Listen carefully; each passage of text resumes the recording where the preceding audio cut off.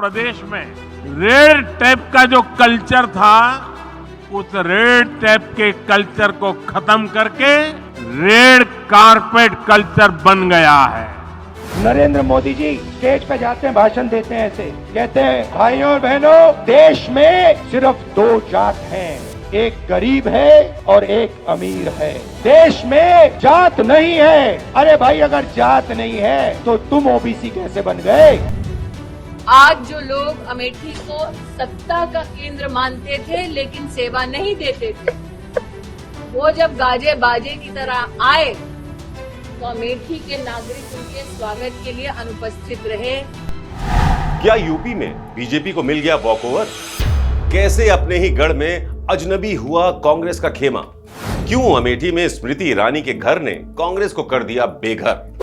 क्या वाकई रायबरेली में खत्म हो गया है कांग्रेस के दबदबे का एक युग?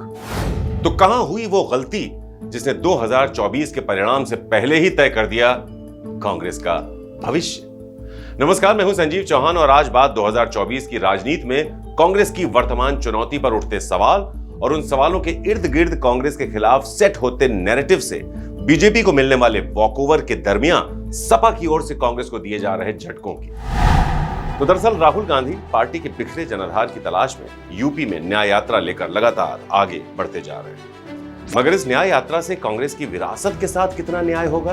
किस हद तक कांग्रेस सपा के साथ मिलकर 2024 में अपनी सियासी स्थिति को मजबूत कर पाएगी? ऐसे तमाम सवाल कांग्रेस सपा के खेमे के नेताओं की बेचैनी बढ़ा रहे हैं। फिर ऐसे में आचार्य प्रमोद कृष्णम का पीएम मोदी के मंच पर नजर आना, स्वामी प्रसाद की नई पार्टी के अस्तित्व की चर्चा इसकी वानगी भर। साथ ही राहुल गांधी की न्याय यात्रा के बीच रायबरेली और अमेठी में कांग्रेस के खेमे में हलचल मची हुई है। रायबरेली में तो कई नेता कांग्रेस छोड़ बीजेपी में शामिल होते दिख रहे हैं और अमेठी का हाल भी लगभग ऐसा ही है। यूपी में कांग्रेस के सियासी कद की वर्तमान स्थिति तो इसी बात से पता चल जाती है कि सीट शेयरिंग पर सपा के साथ अंदर खाने चल रही बातों के किसी एक सर्वमान्य फैसले पर पहुंचने से पहले ही सपा ने एक बार फिर से अपने उम्मीदवारों की दूसरी लिस्ट जारी कर कांग्रेस को एक और बड़ा झटका दे दिया है। अब खैर, ये राजनीति है जिसमें राज करने की नीति के अलावा कुछ भी स्थायी नहीं होता।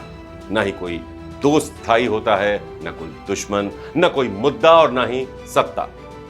तभी तो एक जमाने में देश की सबसे मजबूत पार्टी के तौर पर पहचान रखने वाली कांग्रेस अब अपने ही गढ़ में विरोधी नेताओं के दबदबे से सहमी सहमी से नजर आ रही है।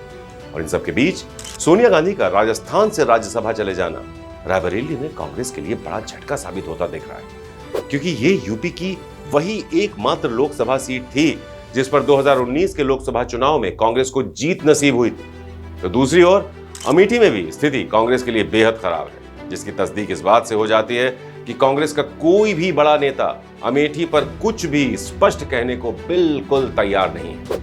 तो चलिए सबसे पहले अमेठी की बात कर लेते हैं।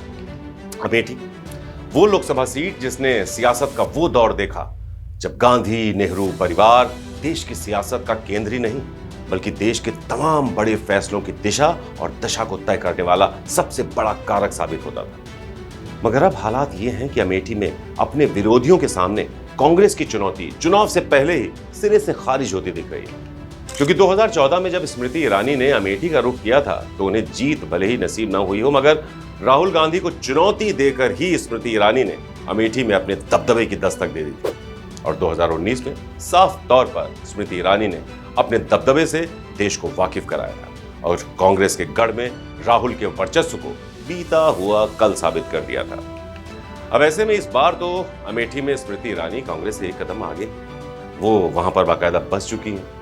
स्मृति ईरानी ने अमेठी में अपना घर बनवाया है। ये नैरेटिव सेट कर दिया है कि वो कोई बाहरी नहीं है बल्कि अमेठी की जनता के बीच का ही हिस्सा है। तो दूसरी तरफ कांग्रेस के बड़े बड़े नेता अमेठी से नदारद नजर आ रहे हैं और अमेठी में बीजेपी के सामने खुद की चुनौती पेश करने की हिम्मत तक नहीं जुटा पा रहे हैं। और हाल कुछ ऐसा रायबरेली में भी है। तो चलिए रायबरेली का भी जिक्र कर लेते हैं, उसकी भी बात कर लेते हैं। रायबरेली वो सीट है जिसे आजादी के बाद से ही कांग्रेस की परंपरागत सीट कहा जाता है और खुद जनता के नाम अपने खत में सोनिया गांधी बता चुकी हैं कि रायबरेली और कांग्रेस का ये रिश्ता आखिर क्या कहलाता है और गांधी नेहरू परिवार के साथ रायबरेली की जनता के रिश्ते की जड़ें कितनी गहरी।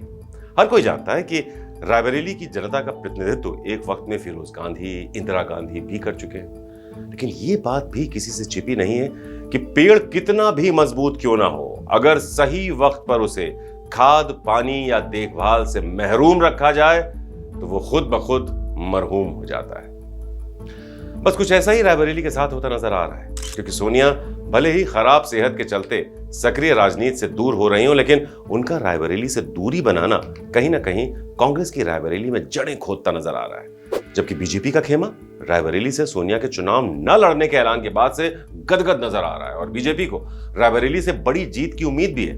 अब उसके पीछे की वजह है रायबरेली में कांग्रेस पार्टी के प्रति एंटी इनकम्बेंसी यानी सत्ता के विरोध की लहर। क्योंकि दौर कोई भी रहा हो, दिल्ली और लखनऊ में सत्ता भले ही किसी भी दल के पास रही हो, मगर हकीकत यही रही कि रायबरेली की जनता का प्रतिनिधित्व तो कांग्रेस का खेमा ही करता नजर आ रहा था। मगर चुनाव जीतने के बाद रायबरेली से कांग्रेस के नेताओं की बेरुखी अब जनता को बेचैन कर रही है और वो अब कांग्रेस के विरोधियों की ओर उम्मीद की नजरों से देख रही है। अब आप सोचेंगे कि आखिर ऐसा क्या हुआ, आखिर कहां कांग्रेस से ऐसी बड़ी चूक हुई कि ये सारे समीकरण ही बिगड़ गए और देश की सबसे मजबूत पार्टी अपने सबसे बुरे दौर में पहुंच गई और अपने ही घर यानी रायबरेली और अमेठी में बेघर होती नजर आ रही है। तो आइए इस बात को भी समझने की कोशिश करते हैं। दरअसल सच तो यह है कि बीजेपी के सामने कांग्रेस की दम तोड़ती चुनौती के पीछे कई बड़े कारण, कई बड़ी वजह हैं। खासकर यूपी पर नजर डालें, कांग्रेस के पास वो चेहरा नहीं, ऐसा कोई भी नेता नहीं जिसकी सूबे की राजनीति में प्रत्यक्ष तौर पर मजबूत दखल हो या फिर ऐसा दबदबा हो जो जनता के माइंडसेट पर सीधा हिट करे। तो वहीं प्रदेश स्तर पर तो छोड़िए, राष्ट्रीय स्तर पर भी कांग्रेस के पास 2014 के बाद से अब तक ऐसी कोई खास उपलब्धि नहीं है जो उसने सत्ताधारी बीजेपी की चूक को जनता के बीच उजागर कर उसे जनता का मुद्दा बनाकर हासिल किया। साथ ही साथ कांग्रेस की पार्टी संरचना या ये कहें कि कांग्रेस के संगठन में भी वो मजबूती नहीं दिखाई देती जो बीजेपी के सामने कहीं भी ठहरती हो। और सबसे अहम बात, कांग्रेस के पास जमीनी स्तर पर ऐसे कार्यकर्ताओं का एक बड़ा अभाव है जो सीधे लोगों से कनेक्ट करते हो या फिर सीधे लोगों के घरों तक पहुंचकर उनके मुद्दों को, उनकी समस्याओं को समझ सकते हो। जबकि बीजेपी इन मामलों में कांग्रेस से मीलों आगे पहुंच चुकी है। तो यही वो तमाम वजह हैं जो रायबरेली और अमेठी में कांग्रेस की दावेदारी को अपेक्षाकृत कमजोर कर रही हैं। रायबरेली और अमेठी के अलावा भी ओवरऑल यूपी या फिर देश की सियासत में भी कांग्रेस की चुनौती कुछ खास नहीं है, क्योंकि पूरे यूपी में निर्णायक भूमिका में रहने वाला पीडीए मतलब पिछड़ा, दलित, अगड़ा या अल्पसंख्यक वोट बैंक अभी भी किसी भी एक पार्टी के पाले में जाता दिखाई नहीं दे रहा। भले ही अखिलेश यादव पीडीए के अपमान के तमाम आरोप बीजेपी पर लगाकर खुद को पीडीए का हिमायती नेता बता रहे हो, मगर जमीनी हकीकत तो यही है कि अगर पीडीए सच में अखिलेश की राय से चलता या फिर अखिलेश के खाते में होता तो सोचने वाली बात है कि क्या सच में अखिलेश को लोकसभा चुनाव में किसी भी दल से गठबंधन करने की जरूरत पड़ती। तो दूसरी ओर राष्ट्रीय राजनीति के कैनवस में कांग्रेस का कद पहले की तुलना में कमजोरी है। तभी तो इंडिया की स्थापना में अहम किरदार निभाने वाले नीतीश कुमार अब बीजेपी के सुर में सुर मिला रहे हैं। तो दूसरी ओर ममता बनर्जी अपनी अलग राह पर निकल ही चुकी हैं, जबकि केजरीवाल जैसे नेता भी अपनी शर्तों पर ही कांग्रेस को पंजाब, हरियाणा, गुजरात और दिल्ली में नचाते नजर आ रहे हैं। तो इन सब के बीच अखिलेश यादव राहुल के साथ तो हैं, मगर सिर्फ अपनी शर्तों पर, जबकि दूसरी ओर बीजेपी खुलकर फ्रंट फुट पर आकर अपने विरोधियों पर सीधे वार कर रही है। बहरहाल वो वक्त नजदीक आ चुका है जब लोकसभा चुनाव की तारीख का ऐलान होने वाला है। लेकिन इन सब के बीच जहां बीजेपी जनता को लुभाने के लिए हर मुमकिन प्रयास कर रही है, वहीं दूसरी ओर कांग्रेस का खेमा अब तक विपक्षी दलों के गठबंधन इंडिया के साथी दलों के साथ सीट शेयरिंग या यूं कहें लोकसभा चुनाव को लड़ने की प्लानिंग पर सर्वमान्य रणनीति तक नहीं बना सका। तो फिलहाल इस खास पेशकश में आज मेरे साथ इतना ही। कल फिर से होगी मुलाकात एक नए मुद्दे के साथ। नमस्कार। उत्तर प्रदेश की हर खबर से अपडेट रहने के लिए श्रेष्ठ यूपी को करें सब्सक्राइब, बेल आइकन दबाएं और देखते रहें श्रेष्ठ यूपी।